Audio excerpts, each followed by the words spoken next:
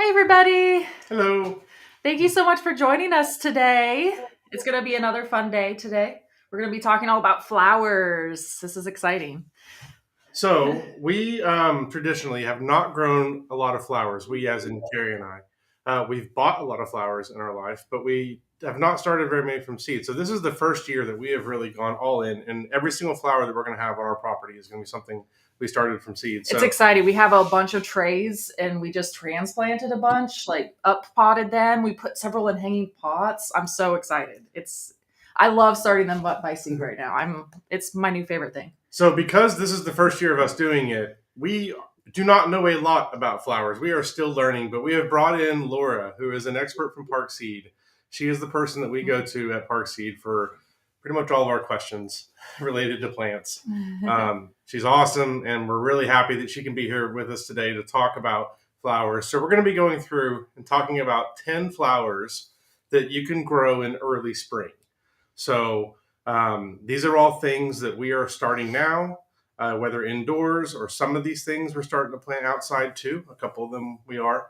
But these are all things for early spring. And we'll do this again in mid-spring and again at the end of spring, and we'll do it again in summer. We're going to do this every couple of three or 4 weeks probably. We'll come back with another flower workshop and talk about it, because it's been a while since we've been this excited, I think, about gardening. The vegetable garden has been exciting too, but a lot of that is just doing stuff that we've done for years. We feel like we've got that down pretty well at this point. We're trying new varieties, and that's fun. But flowers are a whole new world for us, and we're excited to share some of our excitement with you and to capture some of this beginning for us, and and all of that. So yeah, it's super fun.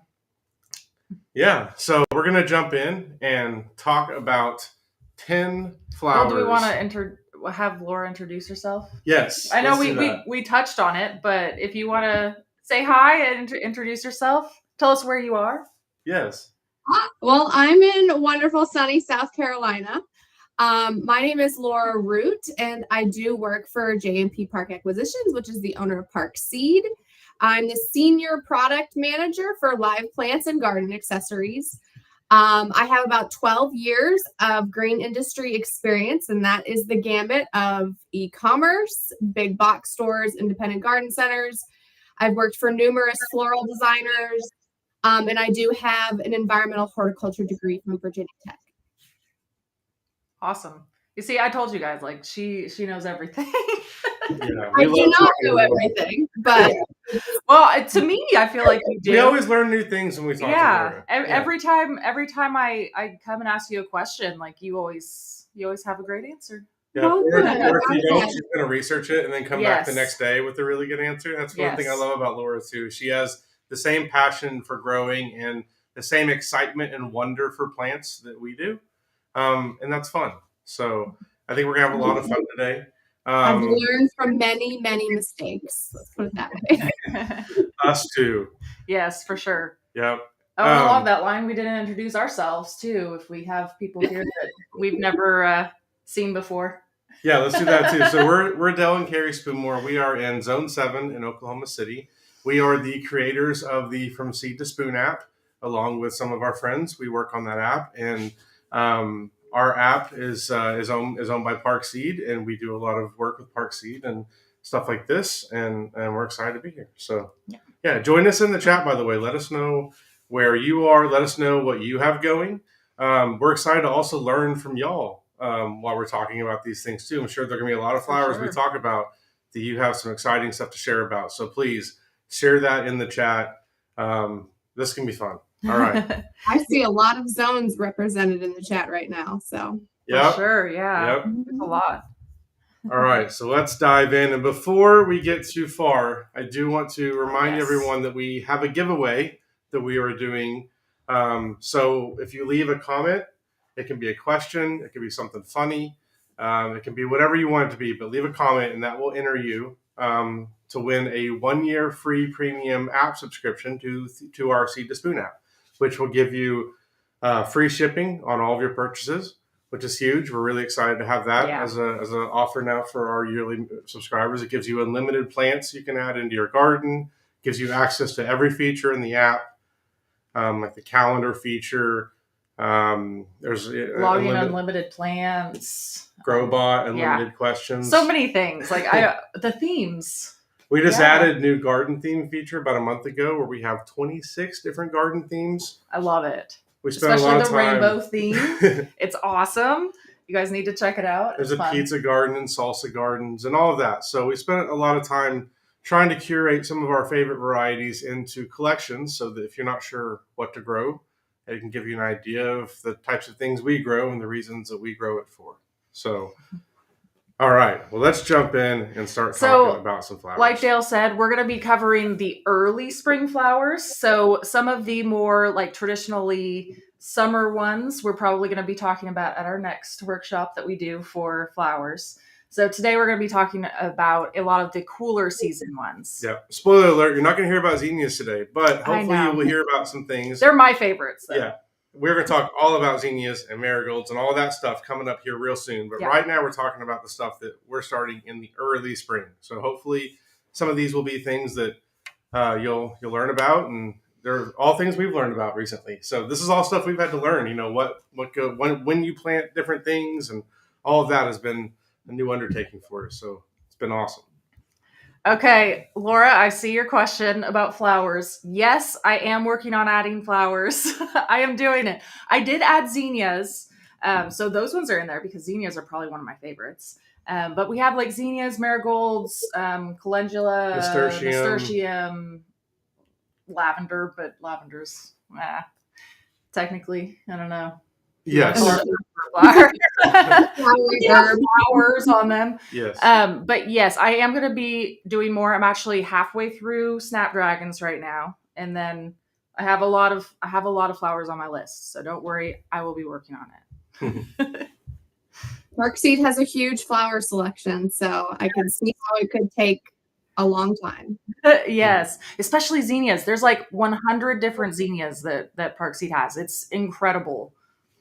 And Cheryl asked, can we add plants from Parkseed into the app? We are definitely doing that. So we are going through the most popular flowers and adding them from there. If there are specific flowers that you would like to see, number one, don't forget you can add anything as a custom plant.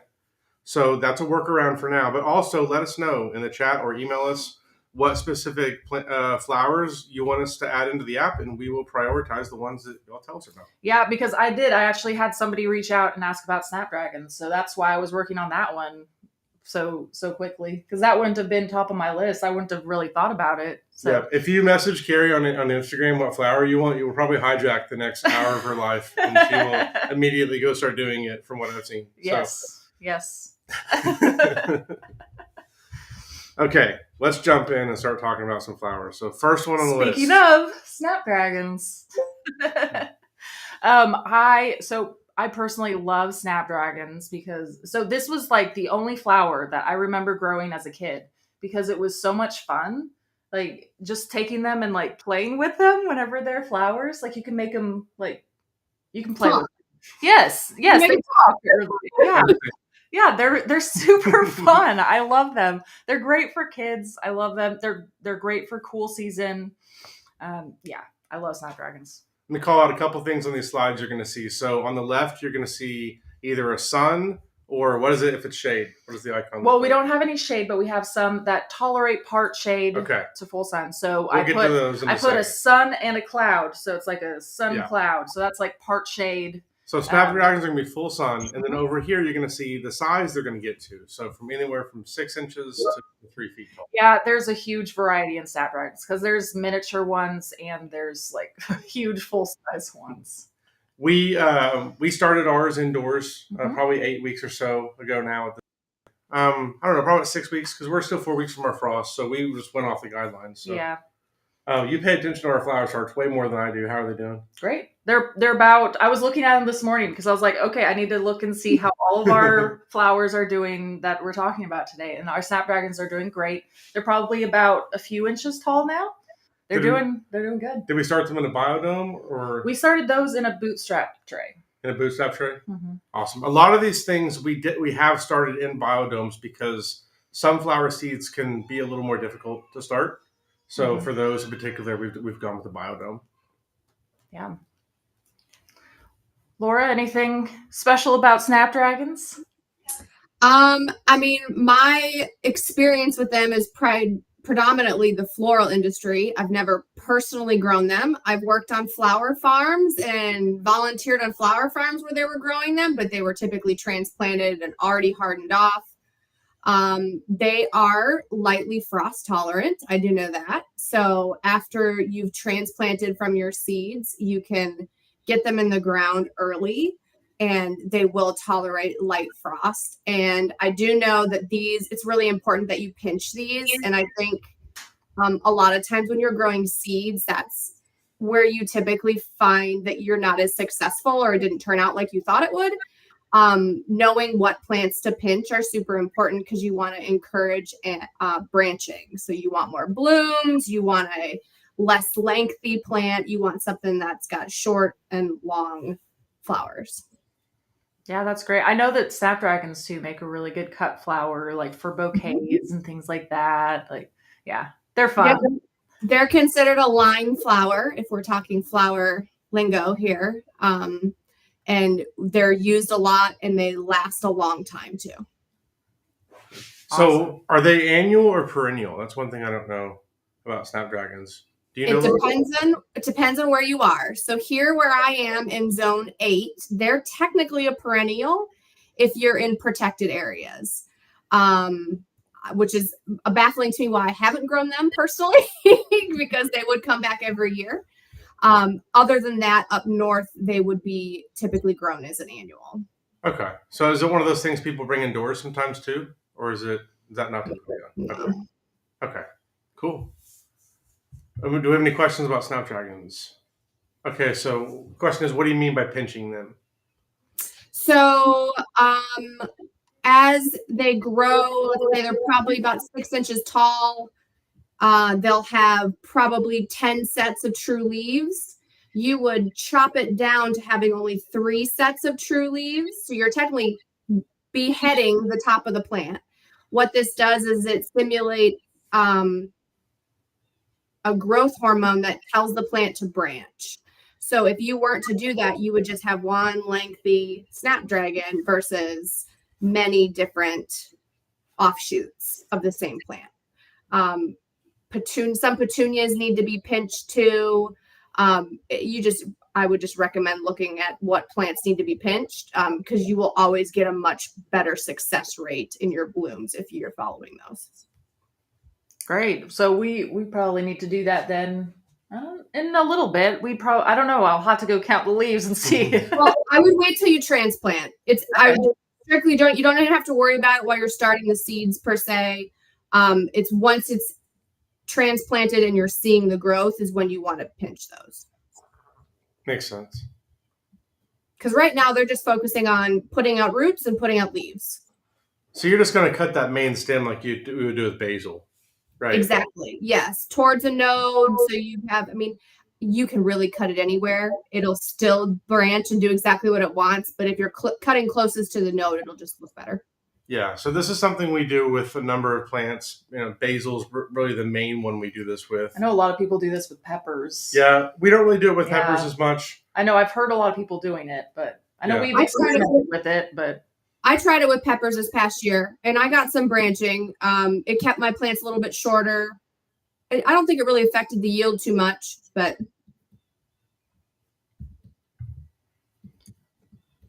yeah, this is great. So they said that you can get to 0 sometimes and their snapdragons never die. We need to try some snapdragons in our front garden that we're building. Most of them will reseed, so the actual plant itself is not necessarily staying in the ground and coming back every year. It's all the seeds around it. And snapdragons need cold stratification. So if you're in a cold area, those seeds that drop are then in the cold weather outside until the following growing season. So as that winter weather starts to dissipate and it warms up, those seeds have already been stratified and they're going to start growing. Nice. Regina wants to know if we have a list of plants to pinch. We don't have a list of all plants, but as we go through and talk through these, any that you specifically need to, we'll call out. And this probably sounds like a good candidate for us to do a blog post on this week. I like that. So that sounds like a good topic for us to cover. I didn't mean to click on that, but shout out to Mo. He won our contest last week, and he said snapdragon seeds are easy to harvest. So, Okay, great. Let's talk about what do we have next? Pansies. I love pansies too. I'm going to say that about everything, aren't I? you are. Yep. Okay, I apologize in advance. I'm going to say how much I love everything. I just love them all. So pansies are gorgeous, of course. They are probably one of my favorite that are like I feel like you find them everywhere too, but there's so many unique varieties that you can get too. I know Park has a bunch of different colors and things like that I really love. So we started a bunch of these indoors this season as well. These are ones I know Laura had mentioned that they needed to be cold stratified. That's right? Yeah, these should be. I mean, they'll still grow, as you and I discussed this morning. I know. So it's interesting. Yeah, because Laura mentioned that these needed cold stratification. And I was like, really? Because I went out and then I checked on all of our pansies that we started indoors, and we only had like 2 that didn't germinate. And we had like 10 or 12 of them that did. Like we have a lot. Like most of them are germinated and they're doing great. So You might. I will say that Park Seed takes really good care of their seeds, so they are stored very, very efficiently and at the appropriate temperatures. So I would assume that they're probably stored in a cooler zone in our storage facility, which is essentially stratifying them for the customer. Yeah, I know. I feel like that's awesome. We have a hack, right? Just get Park Seeds and then you're good. You don't need to do anything. That's one of the things we didn't really fully realize until we came on board to work with Park Seed was the difference between seeds that come from somewhere like Park Seed that's storing them in a refrigerated environment versus seeds that are sitting on the shelf of the store for a while until you get them. The quality is radically different. And that's one of the main reasons why. It's just the way that they're stored. That's something we did not really fully realize until we came on board and started getting all of our seeds from Park Seed. And we're like, wow, we should have been doing this the whole time because we wasted so much time on things that didn't germinate or didn't grow well or whatever. And I think a lot of it was just due to we were using a lot of free seeds. A lot of our seeds in the past were like a nursery would have a bunch of expired seeds and then donate them to us. Yeah. So we probably shouldn't have done that. We didn't have much success, but. Well, we definitely noticed a huge uptake in our germination rate when we switched over. Yeah, it was we were used to 2 or 3 seeds in every hole, and now then maybe one would sprout, but now I just put 1 seed in each hole and I'm good. Yeah, especially with we have strict parameters on storage and quality, so that that does make a huge difference for the end consumer. And we have someone who's their entire job is dedicated to testing seeds rigorously. Mm-hmm. She's been doing it for a long time, over I think 20 years, right? Hasn't she worked there for that long? I if not more, I believe so. Yeah. Yeah, and I spent some time with her when we were out in South Carolina, and she's awesome at what she does. She takes it very serious, and I wouldn't want anyone else testing my seeds. That's for sure. So pansies and violas are from the same family. So I know we'll talk about violas later. The soil temps for both are typically cooler in order to germinate. So that's why as long as you're not using a heat mat, even if you haven't stratified it, usually will germinate just fine. And pansies get 6 to 9 inches tall. These are one of the things we use in hanging baskets a lot, aren't they? Yes. Yeah, I do a lot of pansy hanging baskets. And they can't handle any shade, though? Just full sun? No, they're shade because they have that little cloud right there. Okay, cool. So that's part shade. Nice. They do not like heat. So down here in the South, you'll see them a lot right now in the spring. You'll even see a lot of like housing developments use them during the wintertime down here. Mm-hmm. But as soon as it hits, 70s, 80s, it's typically, they just kind of melt. So do they self-seed or anything like that, or do you have to typically replant them every year? I'm not 100% sure on that. I'd hate to give the wrong information. I don't think they do, but they might. I mean, obviously we sell seed for them, so seed is coming from somewhere, so they may self-seed. Yeah. Okay. Well, let us know in chat if you've had pansies self-seed. Let Yeah. us know. And I saw somebody said they had like a long time to germinate. It can take up to 3 weeks for you to actually start seeing growth. So, don't lose heart. Okay. Awesome. Any other questions about pansies before we move on to the next? Well, I put violas next because they are very similar and what technically cousins, right, is what they're referred to as. So yeah, pretty much everything we talked about with pansy, it's very similar for violas. There's not a huge difference between the two, but I did see that violas are supposed to be a little bit more tolerant of like the heat, so they grow a little bit longer in the summer. Okay. And pansies, I prefer like a blackout, like so you can cover a pansy seed with your soilless media or whatever you're germinating your seed in, and they like that. Whereas violas typically need a little bit more light. They have a smaller seed. Typically, smaller seed requires less depth. Okay. Good to know. Oh, and it looks like people have had pansies come up for them. Yep. Michelle and Mobo. It's exciting. And pansies and violas do not need to be pinched. So I know that.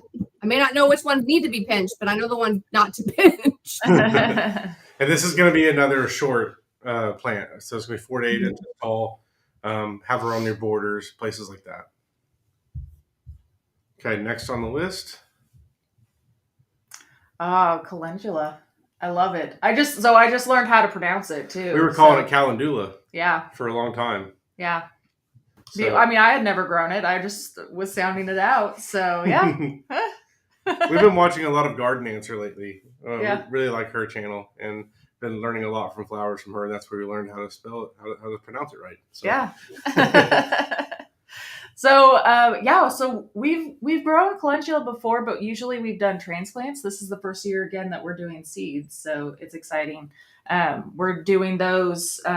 They're actually pretty large, so hopefully we can transplant them out here very soon. And these are going to be something going in the ground, not typically in a hanging basket or something like that, because they're going to be a little taller. I'm gonna have to try these seed wise. I've only done transplants as well, so. These were the seeds that looked really cool, weren't they? Oh yes, they were like horseshoe shaped seeds. Mm-hmm. They're very unique, cool looking seeds. Did we do those as a contest?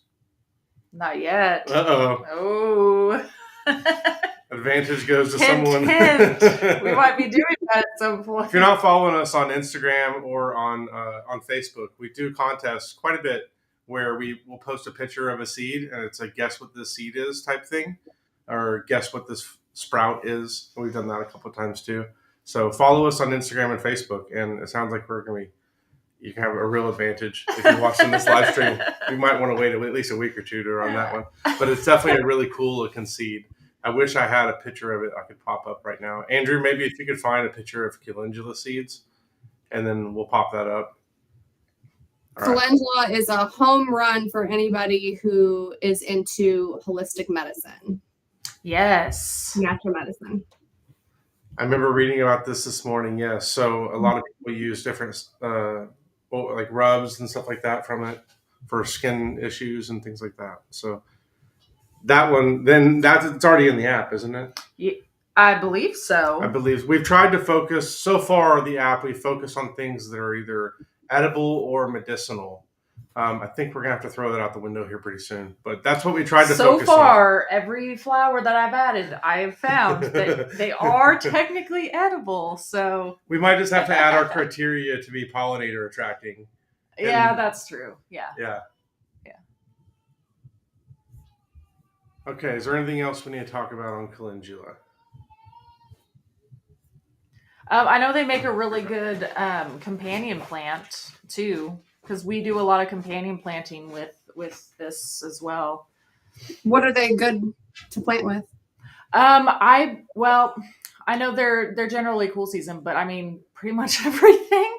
Okay. I mean, we put them out and we put we put them next to like our brassicas and things like that in the cool season, and then if they will last next to tomatoes.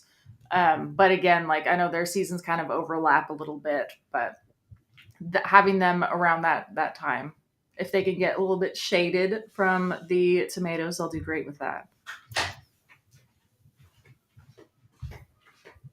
Okay. Ranunculus. I'm back. Baby issues. But all the kids are home from spring break, so we've got plenty of helpers, but had to go make sure everything was okay. So ranunculus is a new one for me, at least. We've never grown it before this year, and this year we started some by seed, and so far they're doing good. But yeah, I don't really. I mean, they did great for us, and I guess we followed these instructions. We didn't cover them, and yeah. I'm not the only one that hears ranunculus every time, right? Someone else has to hear that every time they hear the name of this flower. When Carrie told me we were going to be covering this one day, the only thing I know I told her the only thing I know about it is it sounds like ranunculus. I don't think we have grown much of this. Laura, what do you know about ranunculus? Help us out. I predominantly have experience with transplants and tissue culture, so that would not be from seed. But this is huge in the floral industry. So if anybody online is looking to start a flower farm or a little side hustle, this is a great option because you can get anywhere from $3 to $7 a stem. So if you're growing plants, I mean, you could have a little mini, bank vault in your garden, essentially. Wow. They're really great for weddings. They're highly sought after for their colors, vibrant colors of oranges, pinks, reds, whites. I've seen some purples. I've seen some bicolors. You always want to pick them if you're going to use them for flower arrangements. You want to pick them right as they're like cracking the color. So as you see this picture here, they've already come out of their bloom and they're just gonna blow a little bit larger. But if you pick them right as they're still in that spherical shape, right when they're cracking color, you as the enjoyer in your home will be able to see all of the color for a longer period of time. That's awesome. I can't wait to have our own like little flower bouquets in our kitchen. Oh my gosh, it's gonna be amazing. I know. It's gonna be really cool. Yeah, it's gonna be so fun. I can't wait for ranunculus. I'm excited. I'm excited.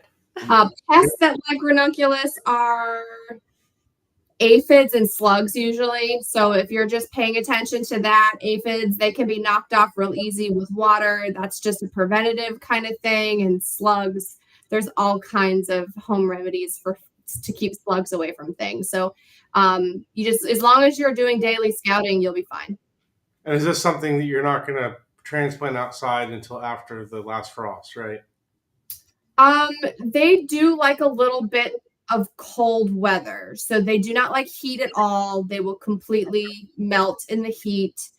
And they take, I think I read somewhere they can take up to 3 months to flower. So you do want to start these really soon indoors, keep your temperatures low and get them outside as soon as possible. Light frost, not heavy frost. So watch your weather. And then you can also direct sow these in the fall. So again, they get that cold period and then develop immediately when they decide to in the spring. Okay. Nice. Are these, so I see this. Are these ones that they could do like for fall time? They could for sure. I mean, I would probably start the seeds a little in the summertime in a controlled environment inside. It's probably a little too early for fall, but you're thinking in the right direction. You always want to think of that stuff ahead so you can plan for it. Nice. Okay. Poppies. Again, so poppies, there's so many unique varieties of poppies. I know we have a bunch of different colors and varieties. Like they're so fun. These ones, again, there's a huge variety of sizes for them, anywhere from like 6 inches to 4 feet. So there's a huge variance in the different varieties that you can do. Yeah, it's crazy. But they're super pretty. They are amazing for a lot of different full sun environment.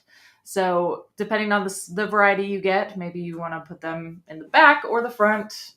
Yeah. I've never seen a 4-foot poppy. Do we have any of those that we started? That sounds cool. I couldn't tell you which varieties are 4 feet. Laura, do you know? I don't know off the top of my head. I'd have to go through our website just to refresh it. We have so many at Parkseed. Yeah. They are heavy hitters. Our customers love them. Yes. Lisa says she never had any Leco poppies. Do they need to be cold stratified? I didn't say I'd have to look that up. I mean, I have a feeling that they might need to be cold stratified. But poppy was one we did struggle with, so I'm guessing it does need.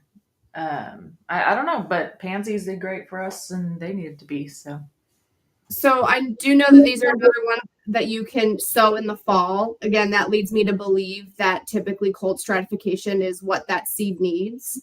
So I just called in backup and asked Growbot, and Growbot says yes, it does need to be cold stratified.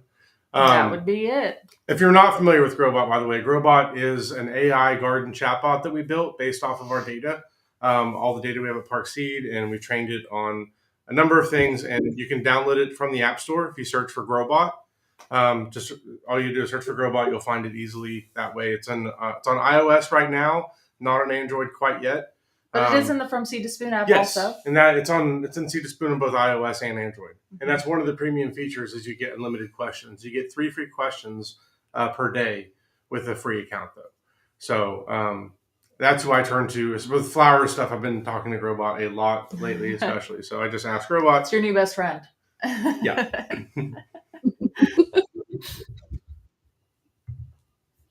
Okay, what is next on our list? Sweet peas. I think these are my favorite out of all of them because of how fragrant they are. Mm-hmm.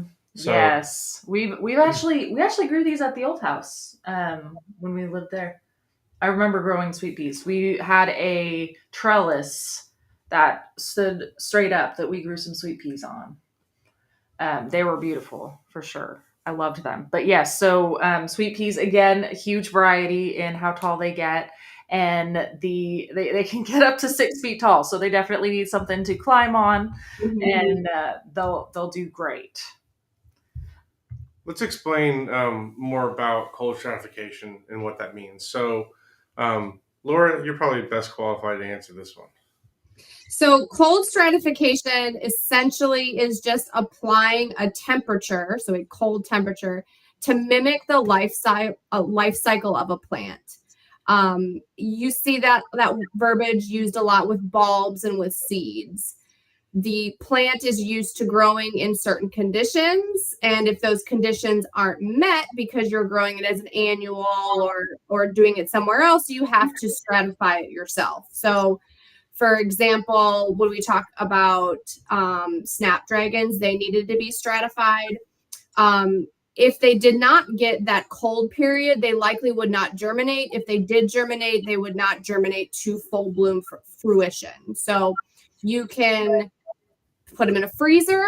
You can put them in a refrigerator. A refrigerator really should suffice, but a freezer is not going to hurt anything. You're not going to freeze it. You're not going to damage it because the seed is dormant during that time. And you don't typically need to keep it in your freezer for, let's say 3 months for a duration of a full season. You're really just tricking the seed into thinking it got that.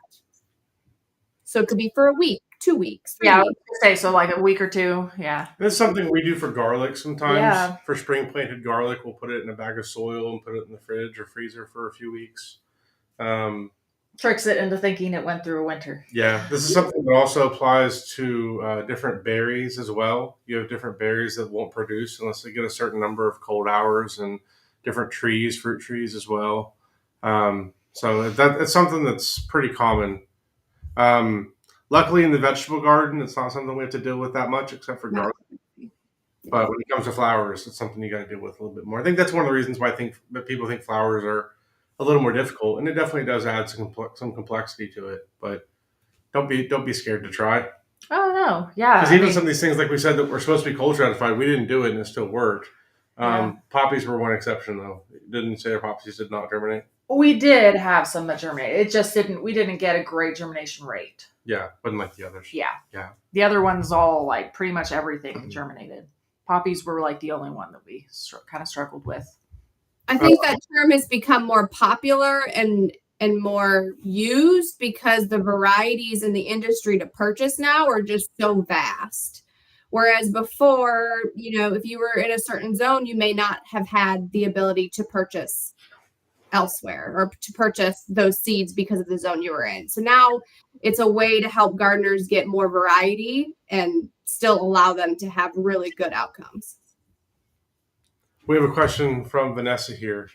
She said she has some open seeds from last year, and can she refrigerate the unused seeds this year where they not grow? You can keep your seeds in the fridge. I mean, that's recommended too.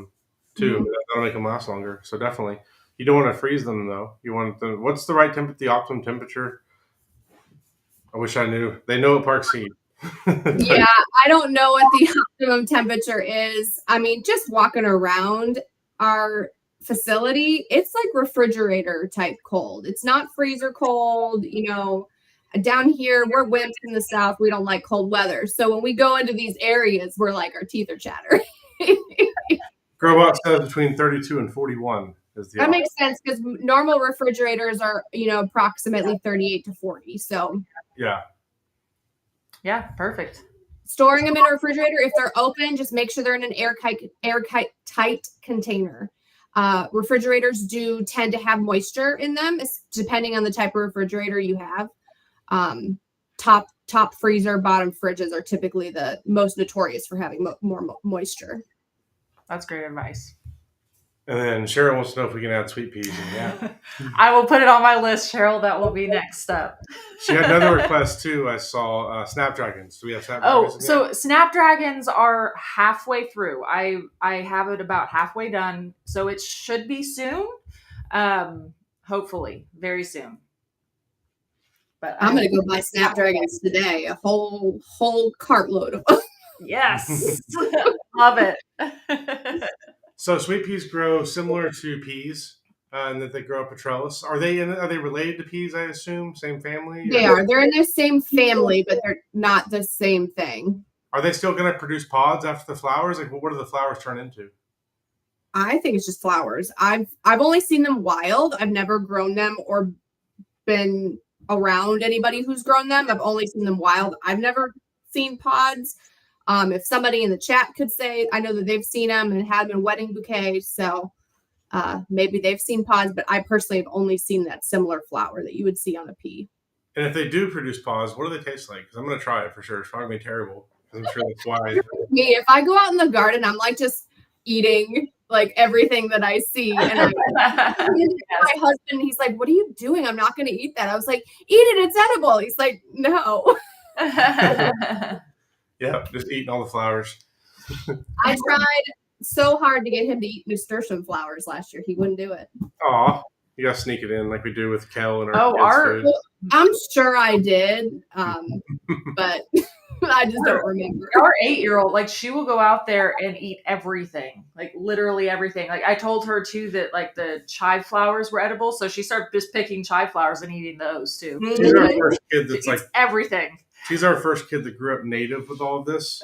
The 2 kids before her we lived way differently. It was before we started gardening. But Mary, the one that she's talking about, was born like with the garden, pretty much. Yeah, we started the garden like. I think I was pregnant with her when we started our first one. Like, I was very pregnant. So it's all she's ever known. So she's a little more wild than the other ones. She'll have everything. Yeah.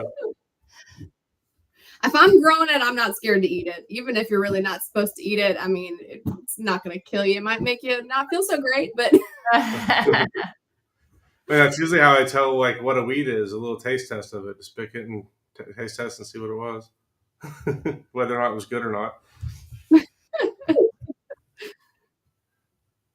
Okay, evening primrose.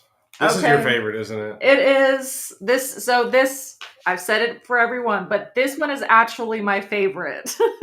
I just absolutely love it. So we live in Oklahoma, and evening primrose like grows as a wildflower here everywhere. I am so excited to because very soon they should be coming up and flowering. Like they're along the interstates everywhere.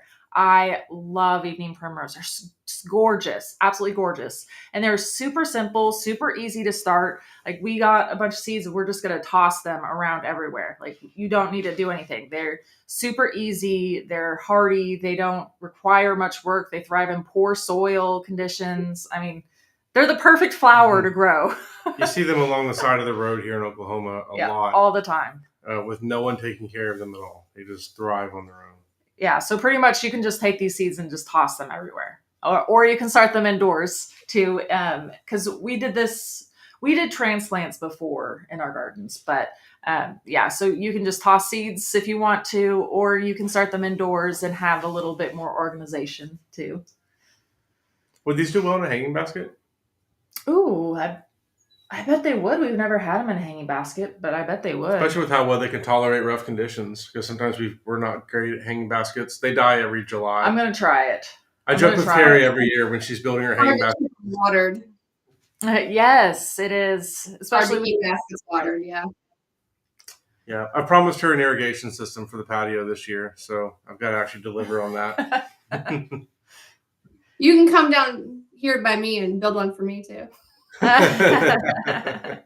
I'll make a video about it and then I'll send it to you. And then yeah, so evening primrose, I highly recommend growing. You definitely need to try it. We're going to be growing a lot of it.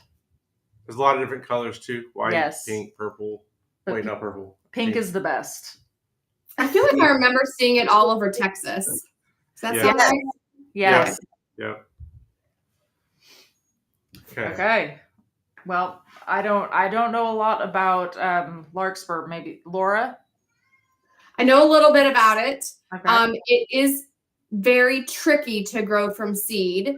So you may have to try a few different things, but it does need what? Yeah, ours did good. They're about like this tall. Okay, good. They do need cold stratification, and I think where people really struggle is it may germinate at first, but it does have a taproot. Taproots in containers are notorious for not being successful. As soon as the taproot or portions of the taproot touch the outside of a container, it typically starts to die. It does not like to be restrained in any way, and that is why typically when you're seeing Larkspur or delphinium as finished plants in the garden center or wherever you're buying your plants from, it's typically going to be grown from tissue culture or grown from vegetative propagation. It wouldn't be grown from seed. So I would recommend anybody who's growing this from seed to definitely grow it in containers that are large enough to withstand that taproot development.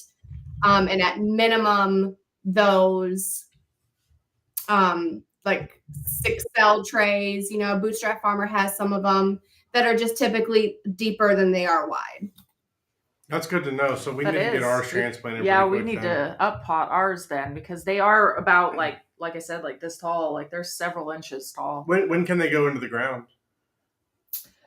I would say after frost for sure. They are not cold hardy. They would not be able to take a light frost. So I would just wait till your frost date, or begin hardening them off prior to your frost date and just bring them in when it gets cold enough for frost. Okay. They don't like cold weather. They have real picky moisture requirements. So they don't like wet feet, but they need a lot of water. It's just kind of weird. So if you can get them past that taproot stage and get them transplanted, they're very successful after that. And I believe they reseed. So you should get some every year because they do need that cold stratification. So they should be able to remain outside if you don't have a lot of animals foraging for them. Okay. Great. I'm so excited to revisit all of these in a few months when we actually have some to show. And Yeah. that's going to be awesome. A great line flower, a lot of different varieties out there, short, tall, like this says, I mean, 1 to 4 feet tall sometimes. You can get some really, really large line flowers out of them.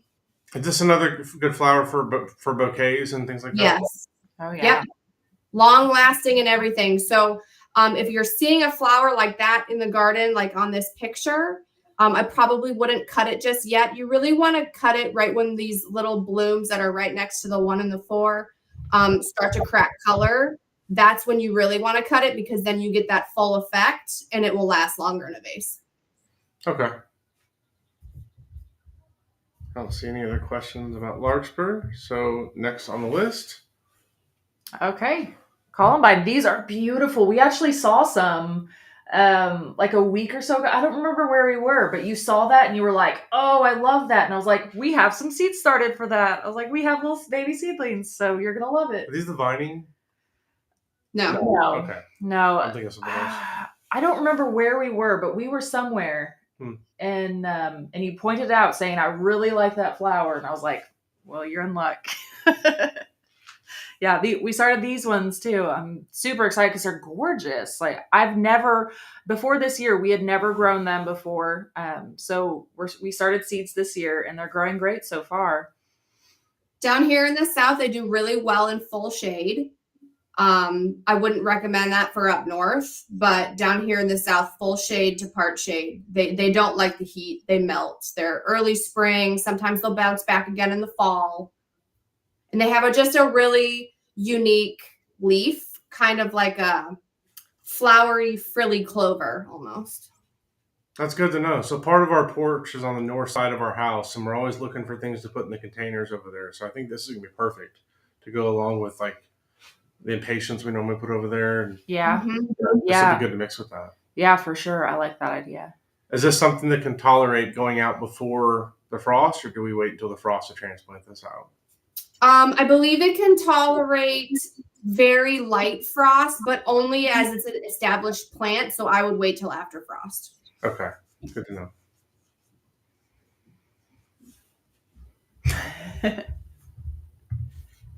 Lots of different color varieties in columbine too.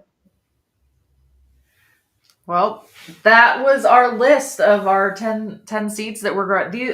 Like I said, all of those are our cool season ones that we've already started for early spring. Early spring. Like I said, we'll cover a whole lot more flowers and some of the more common ones that you guys are excited about too, I know. Here in a little bit. We'll come back in about a month. Earth Day is in a month, so probably a perfect time. Oh, yeah, I like that. The week of Earth Day, we'll cover our flowers again, and we'll talk more about some of the things like zinnias that you're probably anticipating hearing about. But marigolds. Yeah. But hopefully, some of these things are new to you, or things that you'll try out. If you had any questions that we did not get to, we still have some more time. We're going to try and get to some more, but don't forget Growbot. It saved us a number of times during this workshop for questions that I didn't have an answer for, and it helps me out all the time. Like I said, it's built into the Seed to Spoon app. There's also a standalone app if you'd like to have a standalone version. That's available as well. But yeah, so let's see if we have any other questions we need to answer, and then we'll see who our we'll announce a winner. Okay.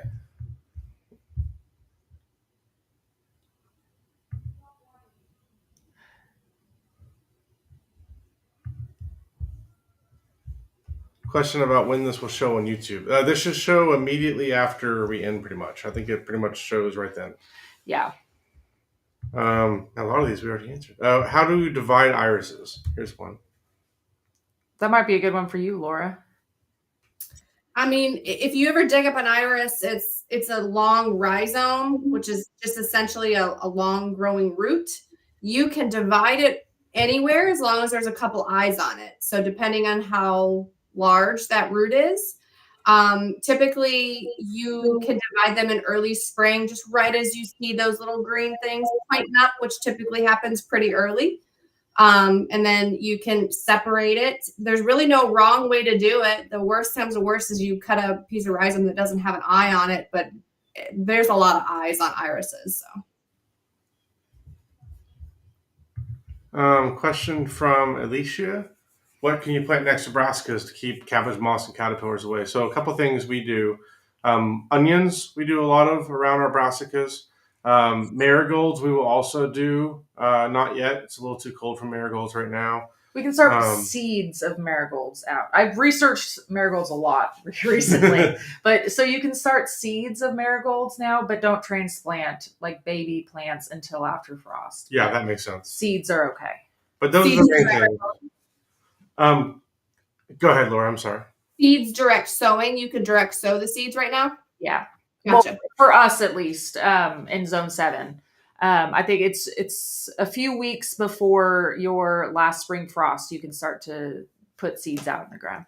Another one that you could potentially plant with there is calendula as well. So that's another one you can help with. We talked about that earlier about how we planted those next to brassicas. Yeah. Okay, and then we have a question from Sue. She started a berry orchard this year. What flowers? Oh, that's exciting. Hey, Sue. Shout out. We know Sue. What flowers should we plant next to bring them in? Well, the sky's the limit. I mean, yeah, you got a lot of options. I would probably do a lot of herbs. That's going to be pretty easy to take care of. They're pretty hands off for the most part. I mean, the biggest way people kill them for the most part is overwatering. So, and they bring in a ton of pollinators, especially in the summer. So I would do that. I would do zinnias again because they self-seed. Like if I'm looking at a berry patch, it's probably somewhere I'm only going to. I'm not spending as much time in it as the rest of my garden. So I want things that are a little more hands off. So, zinnias because they're going to self-seed. Sunflowers are going to do really well in that area. Monarda.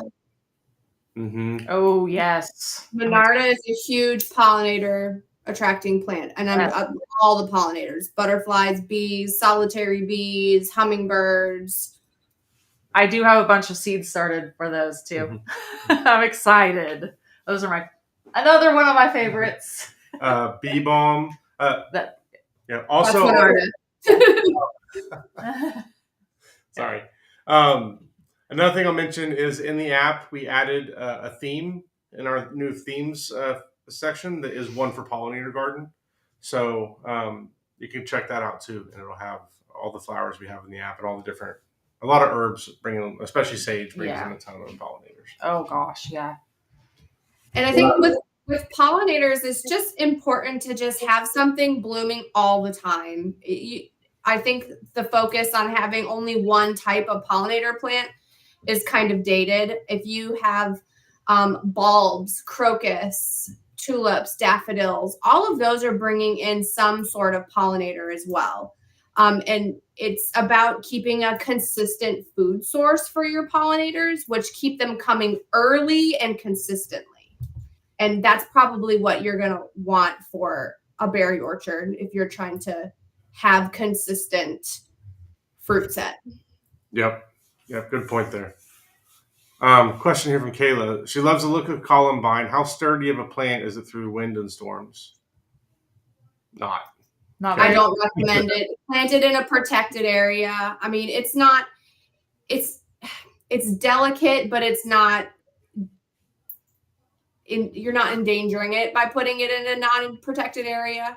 But it has very, very thin roots, thin root system, thin petioles, thin stems. I did see someone on here said that they had one that is really large and woody. That's atypical. It's not a typical response for one of those. So that one's just really, really happy. So it really does kind of depend on where you have planted it and if it's just absolutely thriving. All right. Well, let's announce a winner, and then I think we may have a couple minutes left after we can answer any other questions. But I think Andrew has one selected, and our winner is Lewis Acre Farm, Karma Lewis. Congratulations! Awesome. Congratulations! I know I definitely recognize that name. They've been with us for quite a while through these workshops, and a lot of other names I recognize. And I really just want to say I appreciate all of you for joining us every week. These are a lot of fun, and I hope you guys enjoy them too. And because of y'all, it makes it fun. If we were just talking to ourselves, we did that in the beginning, and that was not fun. I'll tell you that. And if y'all were mean to us, that wouldn't be fun either. So just appreciate all of you, and just want to say that. So let's try and get to some more questions. And congratulations again to Carmen. Yeah, send us an email at info@seedtospoon.net, and Andrew will get you set up. Yeah. I love to see how many people are responding this week. I mean, there's a lot of stuff coming through. Will you come back and join us again soon, Laura? For sure.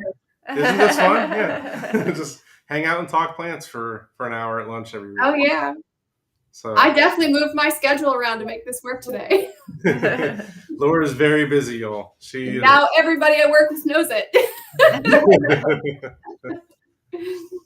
All right, let's get to a couple more questions I saw come in. So, flower that will help with squash bugs.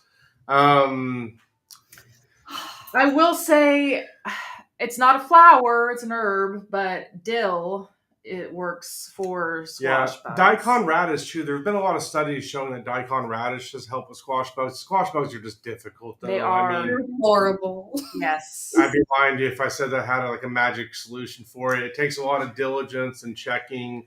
It takes a lot of planting squash all over the place in different areas, and just knowing that 20% of it's going to get decimated by squash bugs or squash vine borers at a minimum. Yeah, so dill, mint, like those things, I know those two in particular, and the radish. Be careful with mint, though. But yeah, put the mint inside of a little container and put it next to it. But it's supposed to throw them off. It actually, I feel like it did help last year, the ones that we did that with. So I definitely think that those help. Something else that we've done. Oh, go ahead, Laura. Does dill last throughout the summer? Because down here it doesn't like the heat. Oh, ours did great. Ours lasted our entire summer here. It may have been an area that got a little shade in the afternoon, though. Like Possibly. A lot of our stuff is underneath arch trellises and stuff like that. So we have little microclimates. And we had a lot of volunteer dill too that came up. Yeah. It was amazing. Dill just came up. There was a huge patch of it that came up. I was like, oh wow, okay, I will let you keep going, because they're great. I love that term. I have volunteer cilantro every year. Yes. I love it. Yeah. I love it. Yeah. Another thing to help with squash bugs is to grow your squash vertically. So whenever your squash is laying down on the ground, it's easier for the squash bugs to get up underneath the leaves and stuff. So if it's a zucchini plant, we'll just put a T-post in the ground next to it and then tie it up as it grows. Now, you don't want to do this. You want to do this as the plant grows, because if you try and take a full-size plant and then attach it to it, it doesn't like that. It'll end up breaking on you and stuff.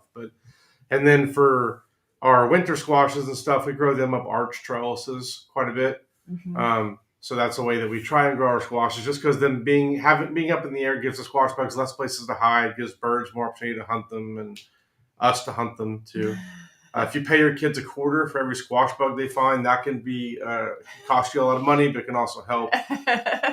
Especially if kids like mine, they broke me one day. It was like this. They just get gloves on and they just go out, keep grabbing them. Then we used to feed them to the spiders. I remember Daphne, she got I don't know, $5 worth 20 of them at least. She was just, and I was like, oh my gosh. I was like, this is great, but best $5 I ever spent. Then we have orb weavers all throughout the gardens. We just go feed them, throw them on the web, and watch the orb weavers go to work. It's fun. So do that. Will chickens eat them? That's before we had chickens. So now we would definitely just throw them to the chickens. But back then we had spider pets instead of chicken pets. So. Okay, question. What are some beginner-friendly edible flowers to go? Number one on my list is going to be nasturtium. Really easy to grow, and it's marigold. Zinnias are edible. Zinnias, yeah. And it's hard to kill a zinnia. Yeah. Yeah. Even in the middle of the summer when it's totally neglected or it has powdery mildew on it, it's still throwing up blooms and there's butterflies everywhere. It just does not care. Yeah. I'll throw a curveball here too. Chives. Chive flowers are amazing, and chives are really easy to grow. Yeah. So. I like it. Okay. Well, I think we definitely hit the end of the hour.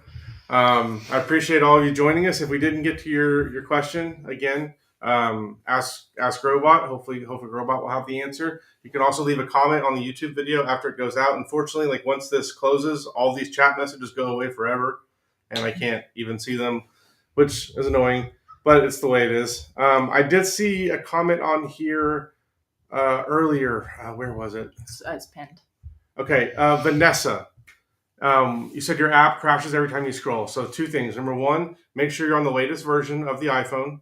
There was a bug with an update that was like 6 months. It's an old update that's causing issues. Everyone that's emailed us has been fixed by updating their iPhone. If that does not fix it, reach out to us at support@seedtospoon.net, and we'll figure it out. We'll get you fixed up. So, and then one other thing I saw that came up earlier. If you're still here, please reach out to us because I would love to know more from you on this. And I'm going to dig in and see what's going on here. But I have not heard of this from anyone else. Yeah, I was just on there this morning. So I will let you know that I saw this comment when we first started, and I snapped it and sent it to somebody on our team. So Great.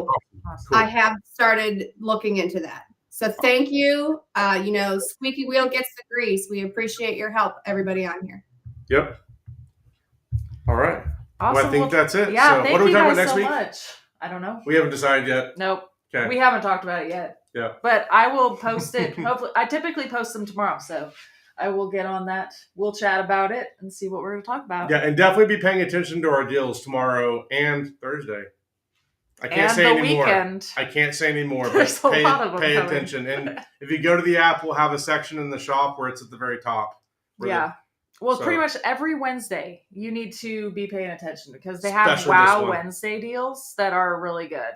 So Yeah. And don't forget, if you shop through the app, you get free shipping. If you're a yearly subscriber, you can also save 15% with code SPOON15.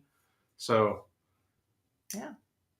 All right. Thank you again, Laura, for joining us. This was awesome. Yes. Thank you, Michelle, for reminding me because today is the first day of spring. It's exciting. And if you guys spend $25 or more at Park, there's a code that you can enter. You get free. It's the Tomato Whopper Junior. Brand new.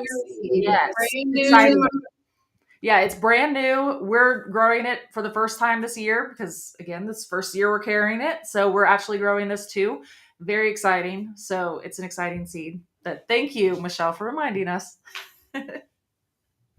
Okay, next time let's talk to pollinators, summer bloomers. Let's get that on the schedule. Yes, I love it. Well, thank you all. We'll see you all again. Hopefully next week, next Tuesday, same time, same place. Do we want? Oh, Yeah. One more thing. one more. Mo, it's Spoon15. Oh, yep. Cheryl shared it for us. She's got it. Cheryl and Vanessa are on it. I know, they're right on top of that. And Michelle, like y'all are saving us. See what I'm talking about, Laura? We got the best people joining us every week. They're awesome. Okay, well, Okay, thank you we're really all going this time so now. much.